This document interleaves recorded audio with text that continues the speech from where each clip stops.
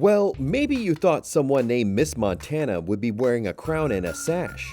But several grizzly bears, including two named Miss Montana and Miss America, were recently released into their own 103-acre nature habitat in Colorado. The Wild Animal Sanctuary, who rescued the bears last year, said the habitat includes water features, dens, pine forest hills, and bluffs, as well as rock formations. According to the press release, the bears seemed to be overwhelmed as they took in all the sights and sounds of their new home, along with the ability to roam. Sanctuary Executive Director Pat Craig said the sight of the grizzlies being released into the habitat left him and other employees awestruck, going on to say he plans to release more grizzlies into the habitat in the spring and release several black bears in a neighboring habitat.